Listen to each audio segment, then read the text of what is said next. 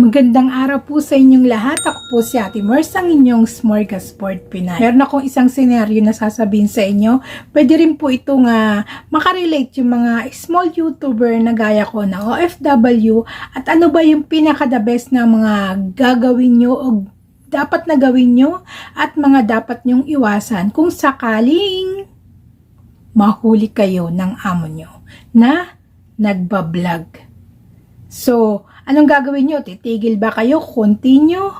O dead man na lang? So, bago yun mga kasmorgs, mag-intro po muna tayo.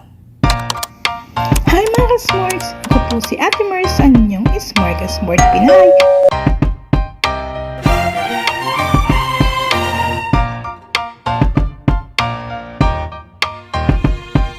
Ang araw po sa inyong lahat. Ako po si Ate Mers, ang inyong Smorgasbord Pinay.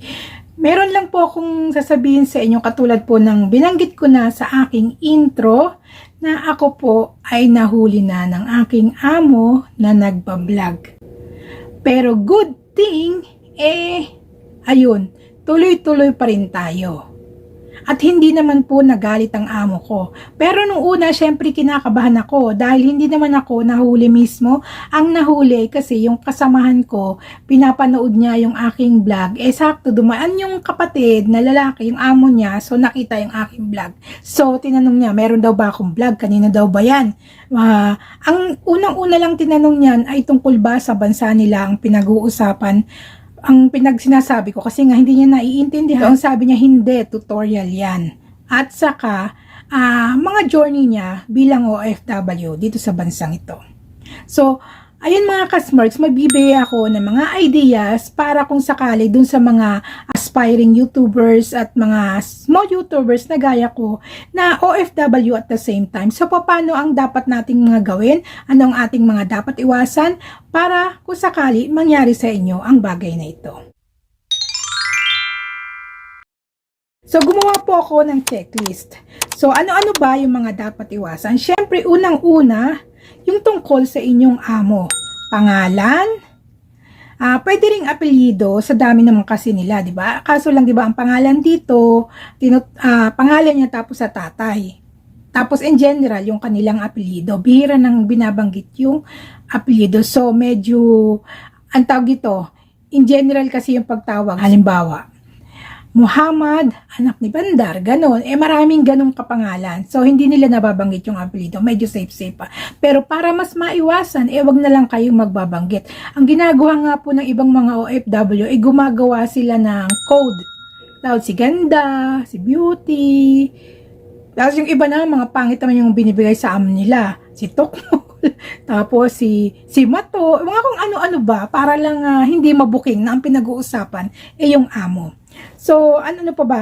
Yung mga gamit ng amo, bawal na bawal po yan hanggat maaari. Unless sinabi ng amo na okay lang, pwede mo nang halal na kung pinamigay lang, di ba?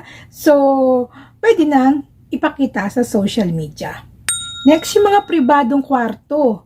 Yung sala, ina-allowed naman nila, lalong-lalo na yung pinagtatambayan ng mga kadama, ng mga alalay, pwede na yung ipakita. Pero yung mga private rooms, lalo na yung mga gamit nila, na meron silang mga pictures, ayaw nilang ipinapakita yon. O yung mga anak pala ng mga amo, lalong-lalo na yung mga minors, iwas-iwas rin. Kasi baka mamaya nabukin ka na, nagbablog, tapos ipinapakita mo pa yung kanilang mga pinagbabawal. Reason yun para maputbol ka, mawalan ka ng trabaho. Next, yung identity, yun nga sinasabi ko, anong pangalan, ganyan, anong trabaho niya, saan siya. Kasi dito, medyo discreet sila. Actually, hindi lang medyo, may pagka-discreet. Meron namang mga medyo open-minded na rin na okay lang sa kanila na sabihin at ipakita yung kanilang mga minor na anak. At sila mismo pumapayag rin na sumama sa social media account ng kanilang mga alalay o mga katulong. Next, yung bansa. Ingat na ingat po tayo lalong-lalo na dito sa kaharian na banggitin, kung pwede naman banggitin, pero hanggat maaari yung mga news na hindi naman tayo involved bilang OFW ay iwasan po nating ipakita. Kaya mostly, kung makikita nyo dyan, puro mga tutorials sa pagiging OFW, tutorials sa bansa, na related po sa akin bilang OFW, yung aking pinapakita. At mostly po ay ang aking journey bilang OFW. Kasi napakahirap po, minsan gusto natin maglabas ng mga inis natin. Tapos, yung pala magiging dahilan para mawalan tayo ng hanap buhay. Dahil YouTuber tayo, influencer. Siyempre, mamaya makita ng amo yun o nakita ng mga kapamilya ng amo or kamag-anak. Uy, si ganito, nagbablog pala. Uy, pinag-uusapan kaya, hindi mo alam. Kasi yung iba, tinatranslate po yung usapan ng mga katulong. Yun, kaya iwas-iwasan nyo po yan. Meron po ako nababaltaan na ganun ang ginagawa ng mga amo. Dahil nagdududa sila, lalo na kung wala pa silang tiwala sa'yo. Kaya may tiwala, pero nasira na, ganun. And ano po ba? Ito, yung government saka namumuno at saka kung sino-sino bawa yung mga iwasan nyo rin yung mga embahada dito na gawing na hindi naman related sa Pilipinas pag-usapan sa inyong vlog. Hanggat maaari, huwag kayong maglalagay ng mga pictures na kinuha nyo lang. Kung meron kayong source galing sa YouTube, ilagay nyo rin po yung wag po kayong kukuha ng basta lang. Kumbaga, ilagay nyo rin po yung source kung saan nyo po kinuha yung picture na yon. Next, ano ba yung mga dapat? Siyempre, dapat reasonable yung inyong pagbablog. Dapat meron kayong dahilan bakit ginawa nyo. Hindi nyo basta lang nainis lang kayo o natuwa kayo. Ginawa nyo prank yung amo nyo, di ba? Mga ganon. Paano yun, di ba? Valid reason yun para mawalan ka ng trabaho. Dahil inilagay mo, although hindi na yung kasama sa pagtatrabaho mo, ginawa mo yun after work, pero may mga amo na syempre masyado silang conservative at saka hindi naman talaga pwede sa bansang ito yung ganong behavior or gawain ay kailangan talagang pag-ingatan po natin. Next is yung sahod. Pwede naman yun. Kasi syempre, pero kung nagrereklamo ka, ginagamit mo yung social media, ganito, ingat po. Diba? Pwede naman sabihin na ipapatungkol natin sa gobyerno natin, ganyan na sana sa tagal na naman namin dito, dagdagan po ang sahod, kung pwede lang, ayun, ganon, diba? Philippine laws, ayan, pwede yung pag-usapan. Kasi sa atin naman, alam nyo na hindi naman sila gaanong kahigpit, diba? Democracy, minsan nasusobrahan na nga diba? Kinakalaban na rin ng gobyerno. Ito po kasi sa bansang ito, bawal na bawal po yun. Lalo na kung kalabanin mo yung mga police, lalong-lalo na yung mga namumuno sa bansang ito. And syempre, yung mga tutorials na alam ng mga mapapakinabangan na hindi bawat Pilipino, ng mga concerned na Pilipino na gustong matuto sa isang bagay na ito.